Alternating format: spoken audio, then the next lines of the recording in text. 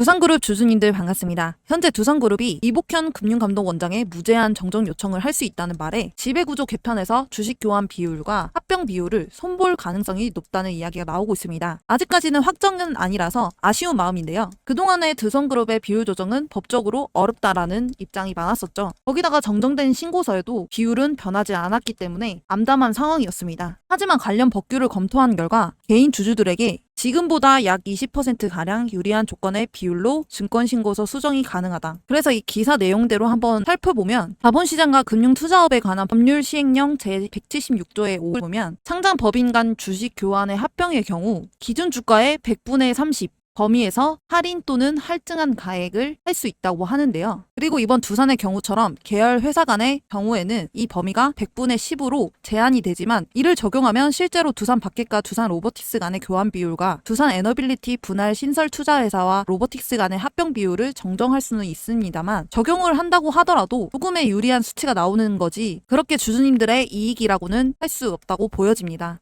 그리고 두산 바켓이 미국을 비롯해 해외 법인에서 최대 1조 5천억 원 가량을 들어올 계획이라고 하는데요. 이 1조 5천억 원은 반대하는 주주님들의 주식 매수 청구권 행사에 대응하기 위한 거라고 합니다. 주식 매수 청구권 물량이 1조 5천억 원을 넘기면 이사회를 통해 변경 또는 계약 해제가 가능하다고 하는데요. 주식 매수 청구권 행사가는 5만 459원인데 이 가격으로 산출하면 두산 바켓 지분은 29.7%, 즉 2,972만 7,105주의 가치로 이 가격이 1조 5천억 원에 달하는 거죠. 주주님들의 지분 30%를 넘으면 합병이 무산될 수도 있습니다. 그래서 지금 현재 큰 논란으로 인해 박정원 두산그룹 회장이 국정감사의 증인으로 출석할 수 있다는 이야기까지 흘러나오는 상황인데요. 이 국정감사라는 게 법의 취지에 맞게 체계적이고 문제가 없이 운영을 잘 하고 있는지를 살펴보기 위해 국회가 매년 국정 전반에 관한 조사를 행하는 감사죠. 이에 국정감사에는 항상 등장하는 단골 메뉴가 있습니다. 바로 되짚어봐야 할 사안마다 명확히 확인하고 드러난 문제점들에 대해 재방 방지를 요구하기 위해 해당 업무와 관련된 이들을 증인들로 출석을 요구합니다. 그런데 이런 거물 회장급을 증인으로 출석 요구한다고 해도 항상 각오는 단호했지만 이는 계획일 뿐 정작 국정감사 당일 인사들의 모습을 찾아볼 수 없는 게 현실이긴 합니다.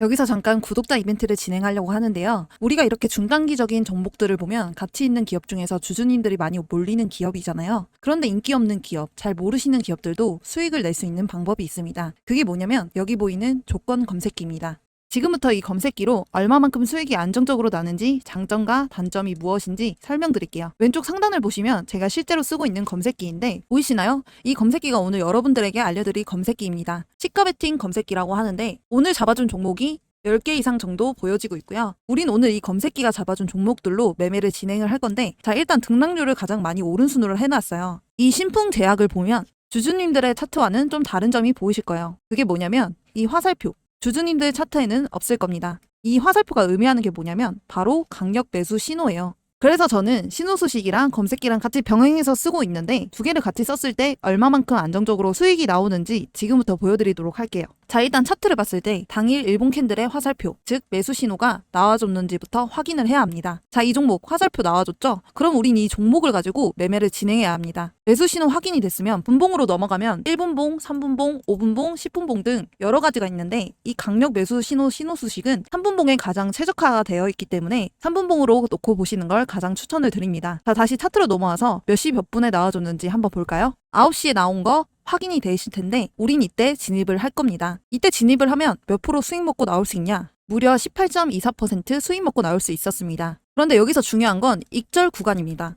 제가 말씀드리는 구간에서 익절을 하셔야 리스크 없이 안전하게 수익 내고 나오실 수 있습니다. 제가 항상 말씀드리지만 10%에서 20% 구간에서 익절하셔야 된다. 괜히 욕심 부리시다가 손실 보시지 마시고 이 익절 구간만 잘 지켜주시면 됩니다. 우리가 이 한 종목만 가지고 매매를 진행하는 게 아니고 검색기가 잡아준 10개 종목 이상을 가지고 매매를 진행할 거기 때문에 괜히 이 한 종목 때문에 손실 내지 마시고 욕심 버리시고 제가 말씀드린 10%에서 20% 구간에서 안전하게 익절하시기 바랍니다. 그래서 이 검색기를 드리려고 하는데요. 검색기를 받아보고 싶으신 분들은 구독과 좋아요 한 번씩 눌러주시고 010-4189-8678 번호로 구독이라고 2글자 문자 보내주시면 됩니다. 무료로 드리는 거고요. 돈 들까봐 걱정 마시고 편하게 받아서 쓰시면 됩니다. 실제로 저한테 받아서 사용하시던 분들은 지금도 충분히 만족할 만한 수익 벌어 가신다고 막 고맙다고 그러세요. 주린이 분들, 손실이 많으신 분들한테 정말 추천드리고 있으니 써보기도 전에 의심하지 마시고 써보고 아니다 싶으시면 삭제하셔도 됩니다. 검색기 같은 경우에는 설명서랑 같이 해서 알려드리고 있고요. 주린이 분들도 5분이면 적용하기 때문에 크게 걱정하지 마세요. 다시 한번 010-4189-8678 번호로 구독 2글자 문자 보내주시면 알려드리도록 하겠습니다. 자, 기사를 한번 보면 지금 현재 두산그룹 합병 이슈로 두산그룹 구조 개편 변수는 금감원 2차 정정 요구 여부 분수령. 한번 살펴보면 두산 측이 당국의 보완 요구를 반영한 정정 신고서 제출을 준비하는 가운데 주주들의 거센 반발 속 금감원의 두 번째 정정 요구 여부가 첫 분수령이 될 전망이다. 두산그룹은 금감원의 정정 요구 사항을 반영해 증권 신고서를 보완한 뒤 제출할 예정으로 알려졌다. 정정 신고서 제출 요구를 받은 회사는 3개월 이내에 내용을 수정한 정정 신고서를 제출해야 한다. 안건은 정정신고서를 받아든 금융당국이 한 차례 더 정정 요구를 할지 여부다. 다만 금융당국으로선 올해 들어 정부가 강하게 추진했던 기업 밸류업 정책에 역행한다는 비판이 거세 가볍게 여길 수 없는 사안이다. 이 경우 당국 재량으로 여러 차례 증권신고서를 반려할 수 있다. 만약 금감원의 심사를 통과한다면 9월에서 10월 예정된 주주총회와 주식 매수 청구권 행사를 할 수 있는데요. 이 제도는 부당, 불공정한 분할, 합병, 영업 양도에 반대하는 소액 주주님들의 보호장치로 다수의 의사로 회사를 이끌어 나가지만 반대하는 군소주주에 대하여는 금전상의 불이익이 없도록 회사가 공정한 가격으로 이들의 보유 주식을 매수하도록 의무화한 제도인데요. 주식 매수 청구권을 통해 투자금을 돌려받을 수는 있지만 이때 주식 매수 청구 금액은 매수가가 아닌 거래되는 시가를 통해 정해지기 때문에 손실을 확정지어야 할 가능성도 있습니다. 주식 매수 청구권이 얼마나 행사될지도 관전 포인트인데요. 이번 분할 합병에 반대하는 주주님들은 주식 매수 청구권을 쓰면 되는데 분할 합병을 진행하는 3개 회사 두산 에너빌리티, 두산 로보틱스, 두산 바켓을 반대 주식을 사들이고 소각할 예정입니다. 권리 주주 확정은 오늘 29일입니다. 9월 25일부터 10월 15일까지 주식 매수 청구권을 행사할 수 있습니다. 권리 주주님들의 청구권을 행사하지 않고 팔고 나가더라도 그 주식을 산 사람에게는 청구권이 없으니 주의하셔야 됩니다. 그리고 여기 보시면 원전, SMR, 가스터빈 30% 더 성장, 바켓 때는 두산 에너빌 분할을 기회로 봐야 된다. 이와 같은 긍정적인 기사는 나왔지만 당연히 시간이 지나면 올라갈 수는 있겠죠. 그런데 당장 주가는 좋지가 않습니다. 이런 뉴스가 나와도 우리 주주님들은 중요한 게 아니란 말이에요. 지금 마음이 좋지가 않은데 두산 에너빌리티가 앞으로 좋아지는 것에 대해서는 좋은데요. 그렇지만 저도 그렇고 우리 주주님들도 바켓이 에너빌리티의 자회사로 있으면 훨씬 더 좋단 말이에요.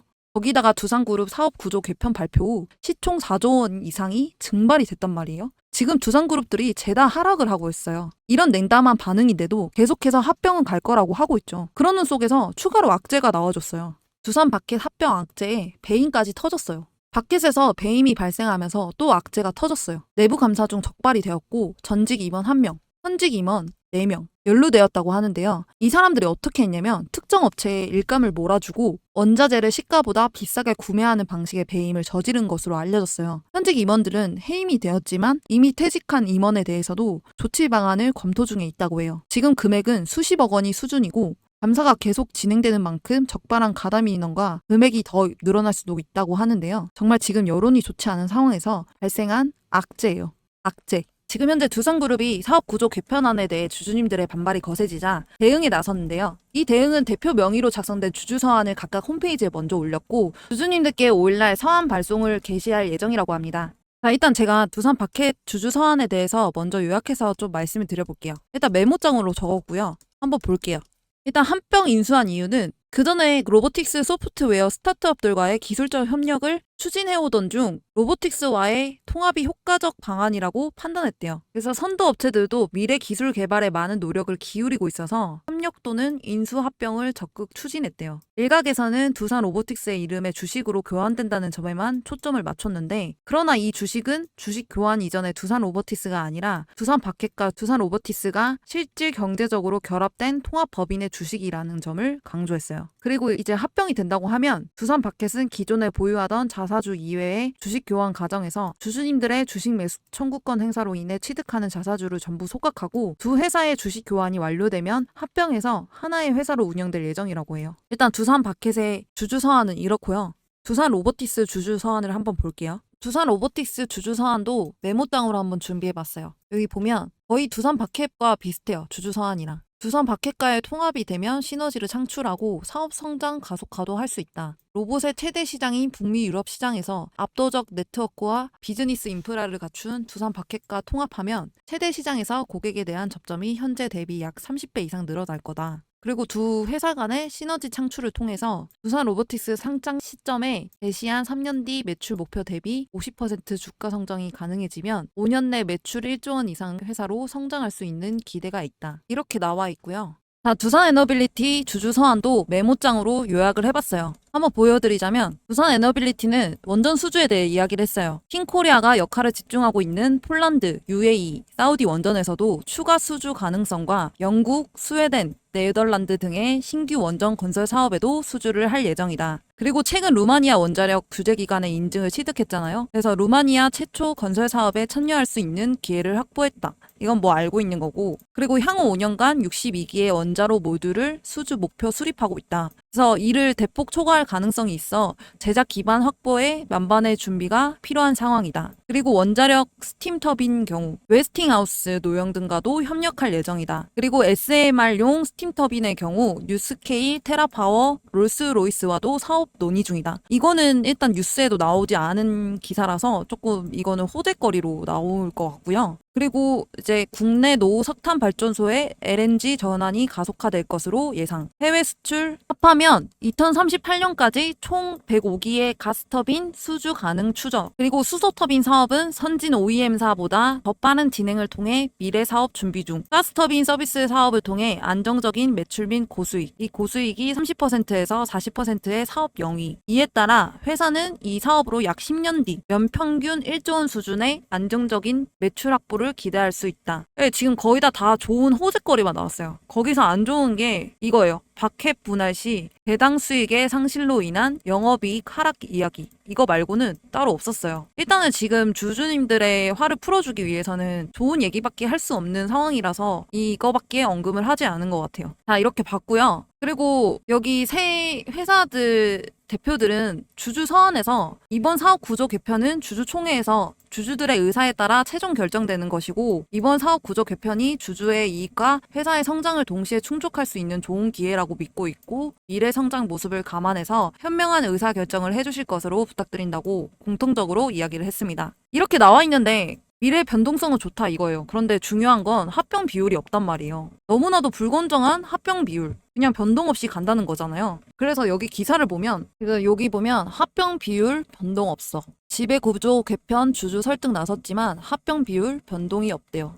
두산 바켓과 두산 로보틱스는 합병 비율 변동이 없어요. 이렇게 해서 주주님들의 설득이 과연 될까요? 그래, 뭐 주주 서한에서는 미래가 좋아질 수 있도록 노력하는 건 좋은데 근데 지금 현재는 합병 비율이 제일 중요하잖아요. 그래서 그건 변동을 안 하는 건지. 그래서 여기 보면 합병에 반대하는 주주들이 주식 매수 청구권을 설정 한도 이상으로 행사할 경우 합병은 무산될 수 있다. 그리고 국민연금이 두산 에너빌리티의 지분 6.78%를 보유하고 있어요. 그래서 혼자서도 주식 매수 청구권을 행사를 하게 되면 한도 6천억 원이 넘는단 말이에요. 그렇기 때문에 국민연금이 반대를 해주면 우리도 반대를 할 수 있다. 그리고 과거에 2014년도에 삼성중공업과 삼성엔지니어링의 합병 과정에서 주식 매수 청구권을 행사했고 합병은 무산됐다. 그래서 김광중 법무법인 클라스 한결 변호사님은 이렇게 말을 했거든요. 두산이 지배 구조 변경에 따른 미래 가치 상승에 대한 비전을 제대로 제시하지 못하는 상황에서 국민연금이 합병 안건에 반대하지도 않고 주식 매수 청구권도 행사하지 않는다면 배임 이슈가 제기될 수도 있다. 이렇게 말을 해요. 솔직히 지금 서한으로는 주주님들의 설득될 가능성이 거의 제로에 가깝죠. 솔직히 내일 시장이 어떻게 될지도 모르는 상황에서 이 서한의 의미는 주총 전까지 주가를 올릴 방도가 없다는 것으로밖에 보이지 않아요.